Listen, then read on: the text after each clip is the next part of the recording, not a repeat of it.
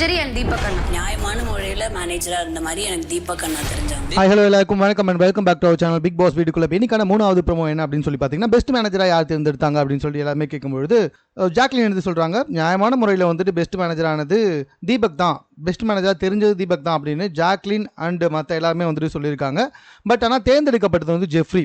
So அந்த வந்து கேட்குறாரு, விஜய் சேதுபதியே கேட்குறாரு, ஸோ நீங்கள்லாம் ஒன்றா சேர்ந்து யார் தேர்ந்தெடுத்தீங்க? ஜெஃப்ரி அப்படின்னு சொல்லிட்டு. ஸோ அதிகமான ஓட்டு வந்ததும் தீபக் தான், ஆனால் தேர்ந்தெடுக்கப்பட்டது ஜெஃப்ரி அப்படின்ற மாதிரி சொல்லப்படுறாங்க. ஸ்ட்ரைட்டாக விஜய் சேதுபதி சார் ஜெஃப்ரியை பார்த்து கேட்குறாரு, நீங்கள் நியாயமான மேனேஜராக இருந்ததுக்கு தகுதியானவராக நினைக்கிறீங்களா அப்படின்னு. ஜெஃப்ரியே இல்லை அப்படின்னு சொல்கிறாரு. சரி, யார் நினைக்கிறீங்க? தீபக் அண்ணா. அப்புறம் ஏன் அதை ஏற்றுக்கிட்டீங்க அப்படின்னு சொல்லி கேட்குறாரு. அது மட்டும் இல்லை, அரசியல் நம்மளை சுற்றியும் நடக்கும், நம்மளை வச்சும் நடக்கும் அப்படின்னு சொல்லிட்டு ஜெஃப்ரி கிட்ட நம்ம விஜய் சேதுபதி சார் வந்துட்டு பேசுகிறாரு. இதுதான் மூணாவது ப்ரோமோ. ஸோ ஜெஃப்ரிக்கு வந்துட்டு கிட்டத்தட்ட பயங்கரமான ஒரு செருப்படி கொடுத்த மூமெண்ட் அப்படின்னே சொல்லலாம். ஏன்னா முந்தா நேற்று வரைக்குமே வந்துட்டு ஜாக்லின் கூடயும் சௌந்தர்யா கூடயும் இருந்துட்டு அவங்கள பற்றி எதிர்க்க பேசுறது, ஸோ ஒன்றா கேங்காக இருக்கீங்க அப்படின்னு சொன்னோம் உடனே பார்த்துட்டு அவங்கள பற்றி எதிர்க்க பேசுறது, அவங்ககிட்ட வேணுனே சண்டை போடுறது, இந்த மாதிரி ஆட்டிடியூடெல்லாம் காமிச்சு வந்திருந்தா ஜெஃப்ரி. ஸோ அதனாலேயே வந்துட்டு நல்லா விஜய் சேதுபதி சார் வச்சு செய்கிறாரு அப்படின்ற மாதிரி தான் வந்துட்டு தோணுது. நாட் ஓன்லி தட், அருண் வந்துட்டு செஞ்ச அந்த ஒரு கேம், அந்த அரசியலையும் வந்துட்டு இந்த இடத்துல எக்ஸ்போஸ் பண்ணியிருக்காரு அப்படின்ற மாதிரி தான் புரியுது.